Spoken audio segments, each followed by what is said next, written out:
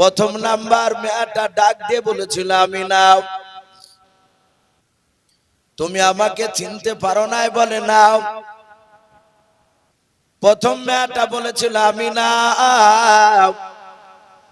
আমি হযরতে আদম শফিউল্লাহ আলাইহিস সালামের অর্ধাঙ্গিনী বেবি, আমি হযরত মা হাওয়া আলাইহাস সালাম। দ্বিতীয় মেয়েটা ডাক দিয়ে বলেছিল, আমিনা তুমি আমাকে চিনতে পারো না? বলে না। বলে শুনে না, আমি দ্বিতীয় ইব্রাহিম খলিলুল্লাহ আলাইহিস সালামের অর্ধাঙ্গিনী বেবি, আমি হযরতে মা হাজারা আলাইহাস সালাম। হযরতে মা আমিনা ডাক দিয়ে বলেছিল, বোন তোমার পরিচয়টা দাও। তিন নাম্বার মেয়েটা বলেছিল, আমিনা তুমি আমার পরিচয়টা তুমি জানো না? বলে না। বলে আমি আপনাকে চিনি নাও। তিন নাম্বার মেয়েটা বলেছিল, আমিনা আমি হযরত ঈসা রুহুল্লাহ আলাইহিস সালামের জনম দক্ষিণী মা হযরত মরিয়ম আলাইহা সালাম। চার নাম্বার মেয়েটাকে আমিনা ডাক দিয়ে বলেছিল, বোন তোমার পরিচয়টা তোমার নামটা তুমি বলে যাও। চার নাম্বার মেয়েটা মাথা নিচু করে তারা দাঁড়িয়েছিল। ওই মেয়েটাও আমিনা ডাক দিয়ে বলেছিল, বোন তোমার আগে তিনজন তিন রকমের তারা উত্তর দিয়েছে। ওগো আমার বোন তুমি মাথাটা নিচু করে কেন দাঁড়িয়ে আছো? তাড়াতাড়ি তোমার পরিচয়টা দাও। চার নাম্বার মেয়েটা বলেছিল, বোন আমিনা সারা পৃথিবীর মানুষেরা আমার স্বামীকে কেউ ভালো বলে না। তারাও প্রথম মেয়েটা নবীর স্ত্রী বলেছে, দ্বিতীয় মেয়েটা নবীর স্ত্রী বলেছে, তিন নাম্বার মেয়েটাও সে গর্ব করে আনন্দ করে বলেছে, আমি ঈসা নবীর জনম দক্ষিণী মা। ওগো আমিনা আমি চার নাম্বার আমার স্বামীর পরিচয়টা দিতে আমি বড্ড লজ্জা পাই। আমিনা বলেছিল, বোন তুমি লজ্জা করো না, তুমি তাড়াতাড়ি তুমি বলাও। চার নাম্বার মেয়েটা বলেছিল, আমার স্বামী দুনিয়ার বুকে খোদা দাবি করেছিল। কোরআন পাকে বাপজি এসেছে, আনা রব্বুকুমুল আলা। দুনিয়ার বুকে বাপজি ফেরাউন বলে একজন বেঈমান ছিল, সে আপনার জমিনে জিন্দা অবস্থায় সে খোদা দাবি করেছিল। চার নাম্বার মেয়ে বলেছিল, গো বোন আমিনা ওই বেঈমান ফেরাউনের অর্ধাঙ্গিনী বিবি আমি হযরতে আসিয়া আলাইহা সালাম। বলুন আলহামদুলিল্লাহ। চার মেয়ে বাপজি তারা পরিচয় দিয়ে অদৃশ্য হয়ে গেল, আর দেখতে পাওয়া গেল না। হযরতে আমিনার ঘরে কিতাবে লিখেছে বাপজি রাসূল সাল্লাল্লাহু তাআলা আলাইহি ওয়াসাল্লাম দুনিয়ার বুকে বাপজি চারটা মেয়ের দুধ পান করেছিলেন। কটা বললাম? চারটা মেয়ে। প্রথম নাম্বার দুধ পান করেছিলেন হযরতে মা আমিনা রাদিয়াল্লাহু তাআলা আনহা। দুই নাম্বার আরেকটা মেয়ের নাম সিরাতে হালবিয়া বলে একটি কিতাব উলামে দেওবন্দের লেখা, আর রাহিকুল মাকতুম ওটা তো এসেছে। আল্লাহ রাসূলের বাপজি জন্ম নেওয়ার পরে হযরতে হালিমাতু সাদিয়া নয়, আবু লাহাবের বাপজি একটা বাদী ছিল, তার নাম ছিল সুয়াইবিয়া মেয়েটার নাম। সে তার বাচ্চা ঘুমিয়েছিল। আবু লাহাবের বাড়িতে সে দাসী হিসাবে থাকতো। প্রতিদিন ভোরবেলায় বিছানা থেকে উঠতো। সেদিনও উঠেছে। ওঠার পর দেখছে আসমান থেকে একটা লাইটের ছটা রড লাইটের মতো বাপজি আলো আমিনার ঘরে পড়েছে। সঙ্গে সঙ্গে বাপজি হালিমাতু সাদিয়া নয় সুয়াইবিয়া সে দেখলো আমার সন্তান তো ঘুমিয়ে আছে, আর আমি আবু লাহাবের দাসী, আমি যদি অনুমতি নিতে চাই যে আমি ওই আমিনার বাড়িতে যাব, তাহলে আমার হয়তো কথা সে মানবে না, না যেতে দিতে পারে। আবু লাহাব ঘুমিয়ে আছে, তার ঘুম ভেঙে গেলে হয়তো আমাকে বকাবকি করবে। আবু লাহাব ঘুম থেকে ওঠার আগে যাবো আর আমি চলে আসবো। সুয়াইবিয়া চলে গেল। দেখছে অনেক মানুষ দূর থেকে, মনে হচ্ছে মানুষ গিজ গিজ করছে। সিরাতে হালবিয়াতে এসেছে প্রায় ৭০,০০০-এর উপরে ফেরেশতা রহমতে আমার রাসূলকে স্বাগতম জানাতে এসেছিলেন। বলুন সুবহানাল্লাহ। সোয়াইব এক পা দুপা করে এগিয়ে গিয়ে দেখেন মানুষ নাই, দূর থেকে মানুষ মনে হচ্ছিল। বাড়ির ভিতরে গিয়ে দেখেন আমিনার কাছে কয়েকজন মানুষ গুজগাজ করছে, কথা বলছে। সোয়াইব নবী চেহারা খানা দেখে ডাক দিয়ে বলেছিল, ওগো আমিনা, এ বাচ্চা কার? বলে বাচ্চা আমার। বলে বাচ্চাটা একটু দিবা না? আমিনা বলল কেন দিব না? আমিনার কোল থেকে রাসূলুল্লাহকে বাপজি সোয়াইব কোলে নিল। নেয়ার পর চিন্তা করলো, এই ছেলে বড় হওয়ার পর লোকেরা বলবে ছেলে খুবই সুন্দর। সেই দিন আমি মাথা উঁচু করে বলবো যে এই বাচ্চাটা আমার স্তন মুখ লাগিয়ে আমি তাকে দুধ পান করেছিলাম। এটা তার মনের বাপজি বাসনা। ডাক দিয়ে বলল, ওগো বোন আমিনা, কিছু যদি মনে না করো তাহলে তোমার বাচ্চার কে আমি একটু দুধ পান করাতে পারি। বলে অসুবিধা নাই, খাওয়াও।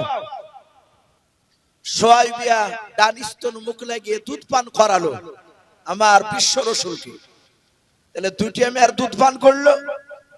3 নাম্বার আব্দুল্লাহর একটা বোন ছিল, হযরতে আমিনার যাকে ননদ বলা হয়। হযরতে ওই আব্দুল্লাহর বোন সিরাতে হালবিয়া কিতাবটিতে লিখেছে তার নাম উম্মে আইমন। কি নাম বললাম ভাই? উম্মে আইমন।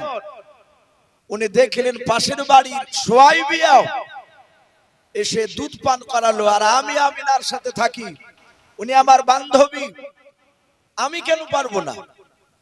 উম্মে আইমন বলল, বোন এই বাচ্চাটা আমাকে দাও, আমি তোমার বাচ্চাকে নিয়ে আমি একটু দুধ পান করা। উম্মে আইমন দুধ পান করালেন। কটা হলো?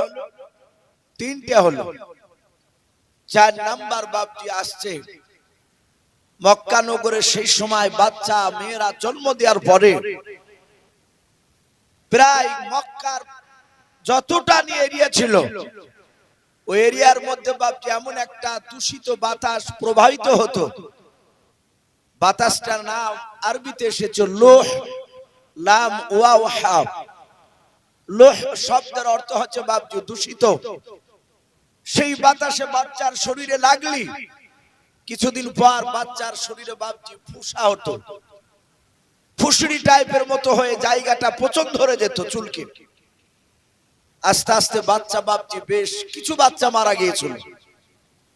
মক্কার নেতারা দেখলো বাচ্চা ছোট ছেলে এখানে রাখা যাবে না, তাই তারা মিটিং করে প্রচার করেছিল মক্কার মেয়েরা বাচ্চা জন্ম দিলি এই বাচ্চা 4-5 দিনের মধ্যে এই মক্কা থেকে তাকে মক্কার বাইরে বের করতে হবে বাচ্চাটাকে। তাই যেই সব দাইমারা এসে নিয়ে যাবে তাদেরকে মোটা অঙ্কের টাকা দেওয়া হবে। মক্কার নেতারা দেখলো মক্কার বাইরে 2 বছর একটা বাচ্চা থাকলে 2 বছর পর আসলে ওই বাচ্চাটা বাচ্চা অবস্থা আর নষ্ট হয় না। তাই 2 বছর 3 বছর 4 বছর 5 বছর পর্যন্ত মৃত্যুর ভয়ে অনেক বাচ্চার মারা বাপজি বাইরে থেকে নিয়ে আসতো না, কাছে গিয়ে দেখে আসতো। হযরতে আমিনা ডাক দিয়ে বলেছিল, ওগো আব্বা আমার ছেলেকে কে নেবে?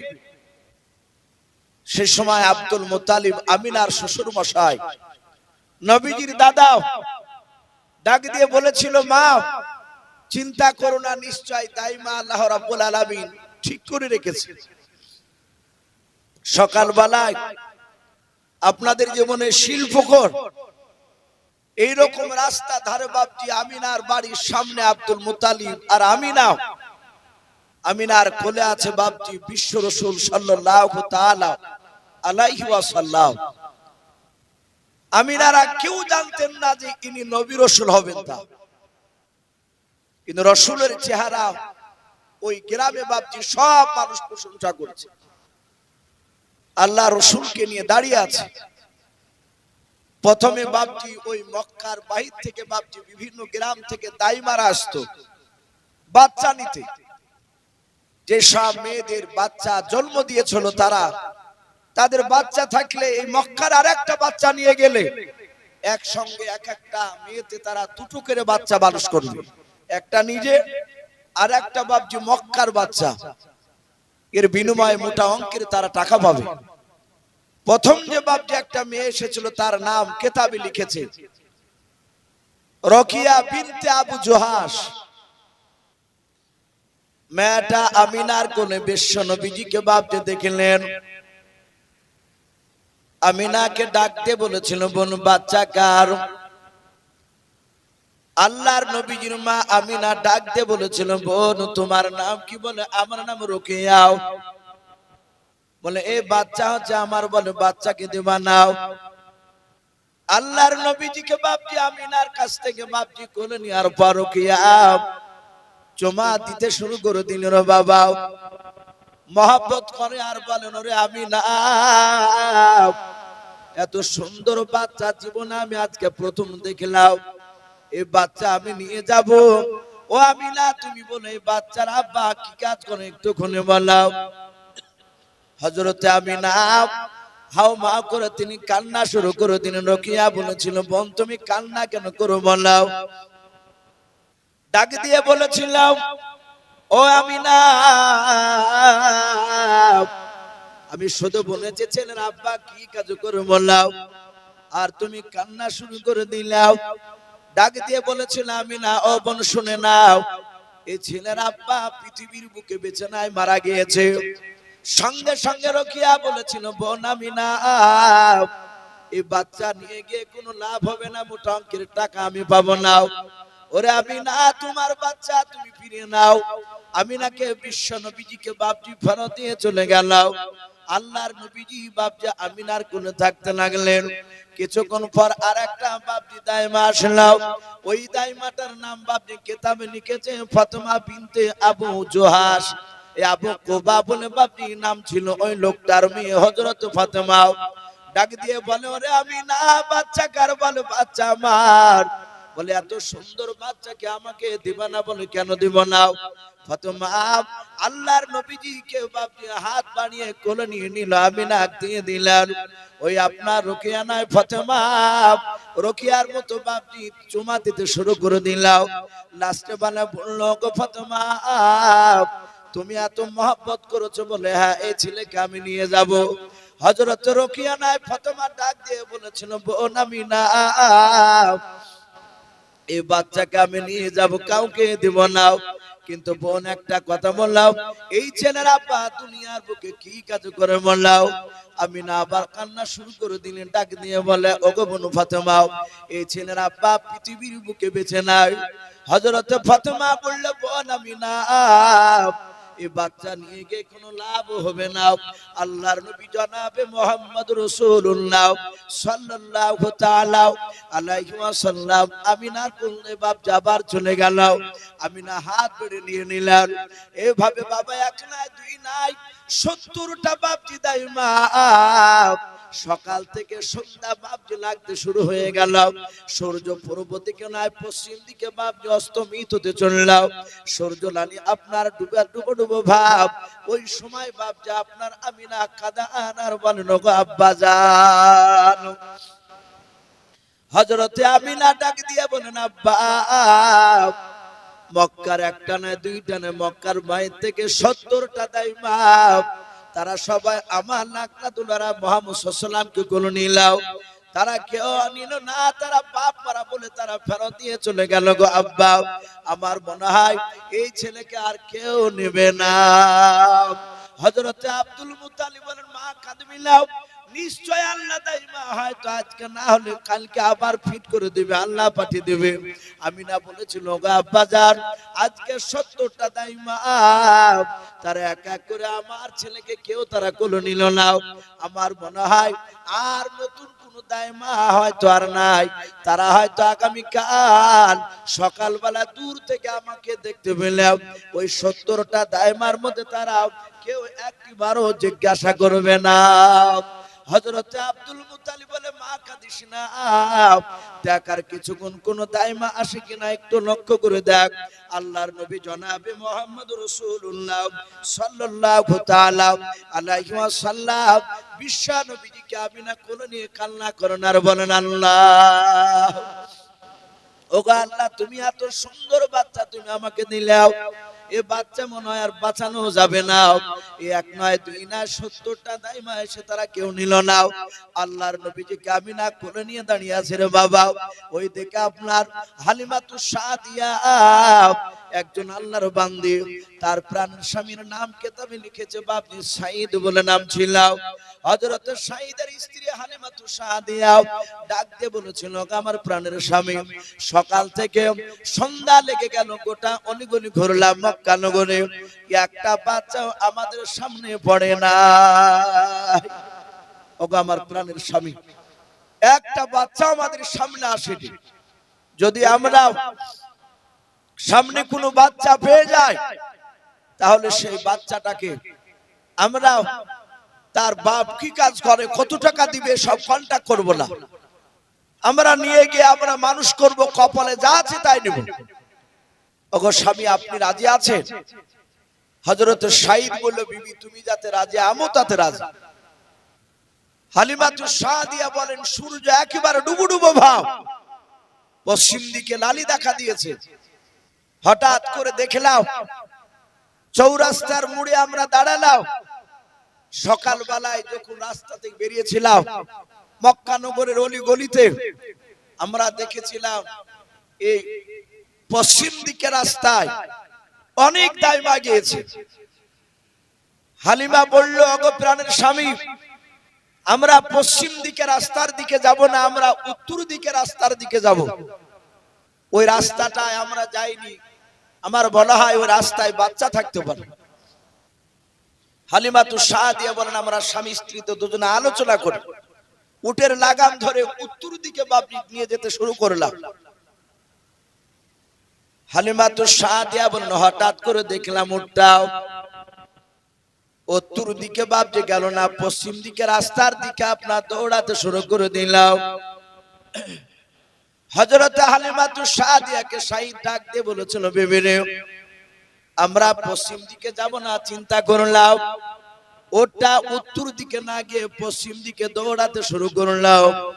আমি ওটের লাগাম ধরে রুখতে পারে না, তুমি শুধু ওটের লাগামকে ধরে খিচ মারো। যাহাতে বাপজি হালিমা বলেন, আমরা দুজনে চেষ্টা করে রুখতে পারলাম না। দেখলাম উটটা অনেকটা দূর চলে যাওয়ার পর হঠাৎ করে দাঁড়িয়ে গেল। উটের ভাষায় উট চিহিচি করে।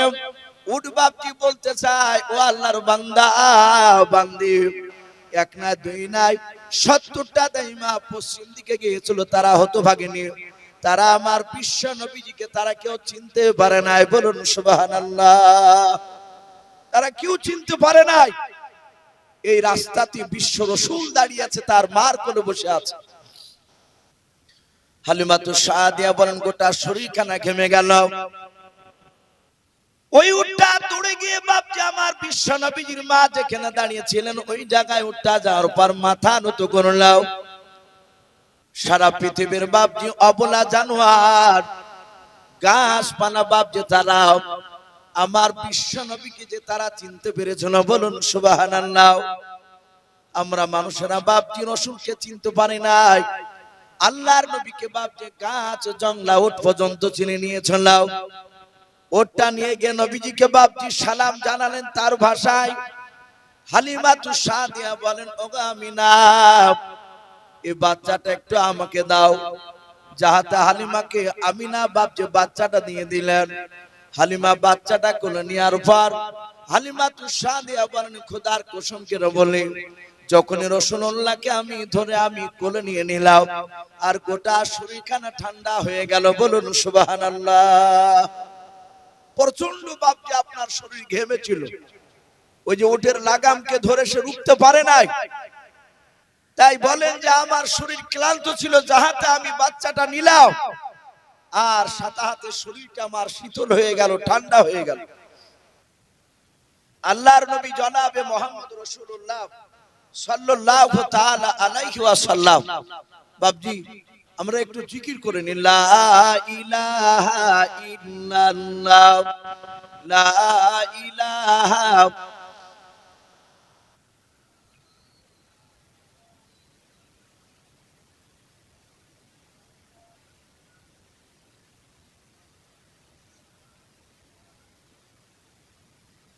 লা ইলাহা ইল্লাল্লাহু মুহাম্মাদুর রাসূলুল্লাহ সাল্লাল্লাহু তাআলা আলাইহি ওয়াসাল্লাম।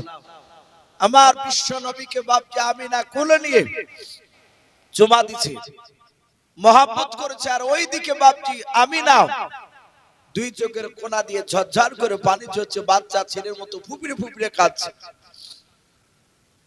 হালিমা তো সাদিয়া ডাক দিয়ে বলেছিল, আমিনা ও বোন তুমি কেন কান্না করেছো মোলাও? হযরতে আমিনা ডাক দিয়ে বলেছিল, গো প্রাণীর বোন শুনে নাও, হালিমা তো সাদিয়া তোমার আগে এক না দুই না 70টা দাইমা তারা তোমার মতোই তারা মহব্বত করেছিল, স্নেহ করেছিল, চুমা দিয়েছিল।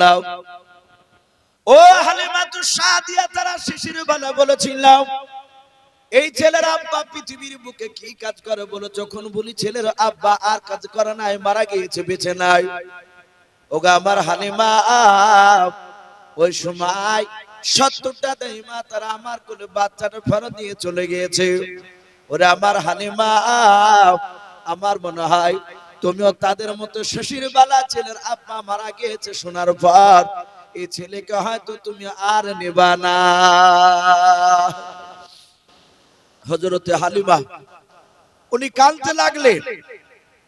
আমিনার চোখের পানিটা বাপজি মুছে দিলে, বললেন, বোন এক দুঃখিনী আর এক দুঃখিনীর এই খবরটা ভালো রাখে, আপনি চিন্তা করবেন না। আমি হালিমা তু সাদিয়া, আমি গরিব মানুষ, শুনে নাও, আমার একটা নিজের সন্তান আছে, তার নাম হচ্ছে আব্দুল্লাহ। হালিমা বলে, আমি তোমার ছেলেকে নিয়ে যাব, আমার ছেলে আব্দুল্লাহর চেয়ে আমি তোমার ছেলেকে বেশি ভালোবাসবো। বলুন আলহামদুলিল্লাহ। চিন্তা করো না, তার বিনিময় টাকা তোমাকে লাগবে না, তোমার কোনো চিন্তা করা দরকার না, আমি তোমার ছেলেকে আমি বিনা পয়সাতে আমি লালন পালন করব। হযরতে আমিনার কাছ থেকে হালিমা তু সাদিয়া নবীকে নিয়ে চলে গেলেন। হযরতে সাঈদ বলেন, আমার স্ত্রীর কোলে বিশ্ব নবী বসা, নিয়ে যখন আমরা রাস্তা দিয়ে যাচ্ছিলাম, হালিমার এক নাই দুই নাই বেশ কয়েকটা বাপজি ছাগল ছিল। সেই ছাগলের স্তনে বাপজি দুধ হতো না, সেই এলাকায় ঘাসের একটু অভাব ছিল, ছাগলের পেট ভরে বেশি ভালো তাজা খাবার খেতে পেত না, তাজা ঘাস পেত না বেশি। সব সময় ছাগলগুলোর স্তনগুলো বাপজি জড়ো হয়ে থাকতো। হালিমা তু সাদিয়া বলে, যখনই আমার বাড়িতে পা দিলাম, দেখলাম ছাগলগুলো তারা দাঁড়িয়ে আছে, শুধু দাঁড়িয়ে আছে তা নয়, বিনা ঘাস খেয়ে ছাগলগুলোর স্তনে সব দুধে ভরপুর হয়ে আছে। বলুন সুবহানাল্লাহ। তার বরকত, নবীর বরকতে বাপজি হালিমা তু সাদিয়ার তাকদীর পাল্টাতে শুরু করেছে। নবীজিকে বাপজি বাড়িতে নিয়ে যাওয়ার পর সাঈদ বলল, বিবি সেই ছেলেকে নিয়ে এসেছি অনেক দূর থেকে, ওকে দুধ খেতে দেওয়া হয়নি, ওকে তাড়াতাড়ি দুধ খেতে দাও। হালিমা তু সাদিয়া বলেন, আমার ডান দিকের স্তনে মুখ লাগালাম। নবীজি ডান দিকের স্তনে মুখ লাগিয়ে দুধ পান করলেন হালিমা তু সাদিয়া। হালিমা বলেন, আমি বাম দিকের স্তনে লাগাতে গেলাম, নবীর মুখখানা দিতে গেলাম, বারবার দিয়ার শুধু মুখটাকে এভাবে সরিয়ে নেয়। হালিমা চিনতে না পারলো, আল্লাহ রাব্বুল আলামিন রাসূলকে জানিয়ে দিয়েছেন, হে রাসূল, এই দুধটা যার দুধ পান করেছেন তার আরেকটা সন্তান রয়েছে, আপনার দুধ ভাই, আপনি ডান দিকেটা খাবে, বাম দিকেটা আপনার দুধ ভাই খাবে।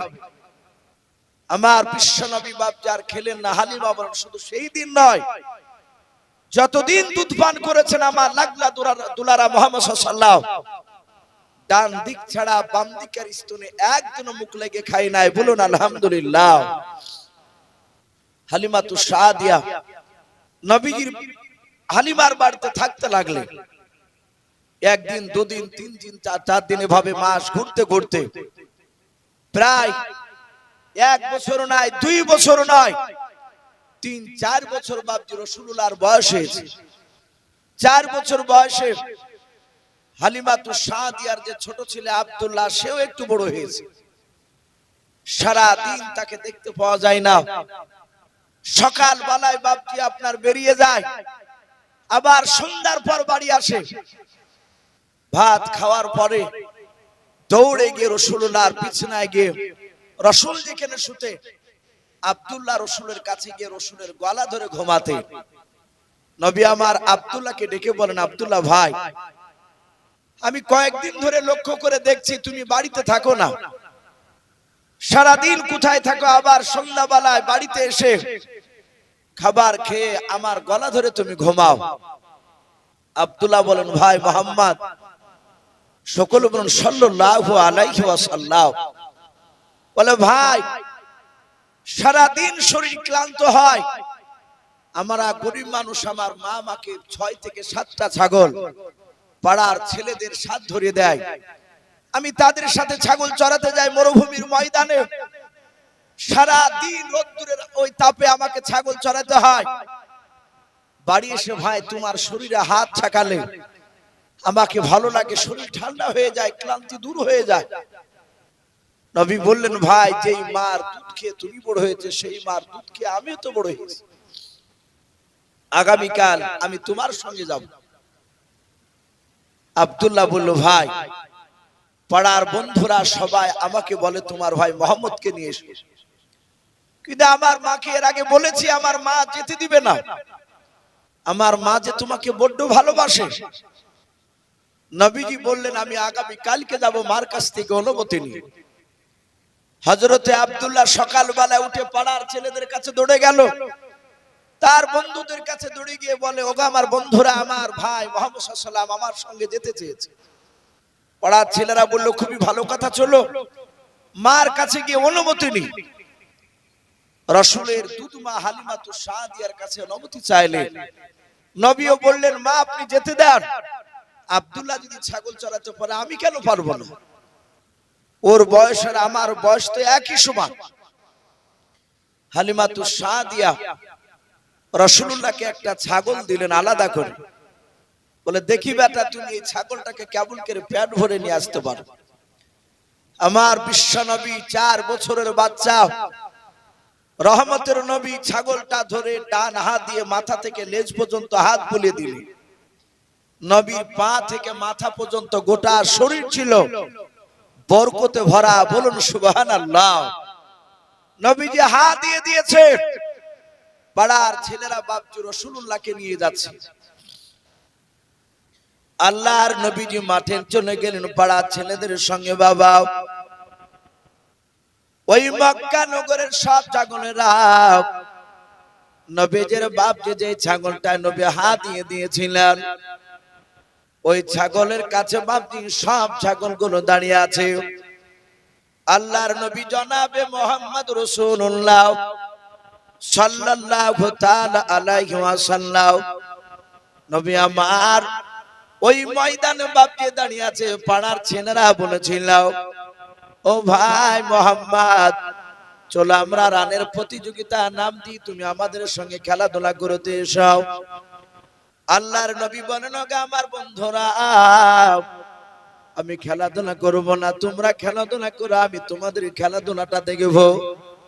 পাড়ার ছেলেরা বলেন, আমরা খেলাধুলায় আমরা নাম দিয়ে দৌড়াতে শুরু করলাম। আকাশে মেঘের টুকরা ছিল না, হঠাৎ করে দেখলাম আল্লাহর নবীজির মাথার উপরে একটা মেঘের টুকরা ছায়া করে দাঁড়িয়ে আছে, বলুন আলহামদুলিল্লাহ। ওই মক্কার ছেলেদের মধ্যে থেকে একটা ইহুদির পণ্ডিতের বাপজি ছেলে ছিল। ইহুদি পণ্ডিতের নাম সিরাতে হালিয়া কিতাব দিতে এসেছে, তার নাম ছিল বাপজি বুহাইরা রহিম। ওকে বুহাইরা বুহাইরা বলে বাপজি ডাকতো। তার একটা সন্তান, সে বলল, এই আব্দুল্লাহ, তাকে দেখ, তোর ভাই মুহাম্মদ সাল্লাল্লাহু আলাইহি ওয়াসাল্লামের মাথার উপরে মেঘের টুকরা। সে তার আব্বার কাছে শুনেছিল আখিরি জামানার একজন নবী আসবে, রাহমাতুল লিল আলামিন নবী হবে। সেই নবী রাস্তা দিয়ে হেঁটে গেলে, মরুভূমির ময়দান দিয়ে চলে গেলে, দাঁড়িয়ে থাকলে রৌদ্র যদি আকাশে থাকে, সূর্যের তাপ থাকে, তাহলে রসুলের মাথার উপরে মেঘের টুকরাতে ছায়া করে নিয়ে বেড়াবে। বলুন সুবহানাল্লাহ। পাড়ার ছেলেরা বলে, আমার বিশ্ব নবীর কাছে গিয়ে বলল, ভাই এর আগে কোনোদিন এইভাবে মেঘের টুকরা দেখে নাই, অনেকক্ষণ ধরে লক্ষ্য করে দেখলাম তোমার মাথার উপরে একটা মেঘের টুকরা রয়েছে। আব্দুল্লাহ রসুলের ডান হাতখানা ধরলো, পাড়ার বন্ধুরা নবীর বাম হাতখানা ধরলো, ধরে বলে, ভাই একটু হাঁটো দিনি দেখি। নবীকে হাঁটাহাঁটি করলো, করালো তারা। নবী যেই দিকে যায় সেই দিকে দেখছে ব্যাগের টুকরাও বাপটি সরে যাচ্ছে, নবীকে ছায়া করে নিয়ে যাচ্ছে। বলুন সুবহানাল্লাহ। পাড়ার ছেলেরা বলল, ভাই আগামী কাল থেকে মুহাম্মদ সাল্লাল্লাহু আলাইহি ওয়াসাল্লামকে নিয়ে আসতে হবে।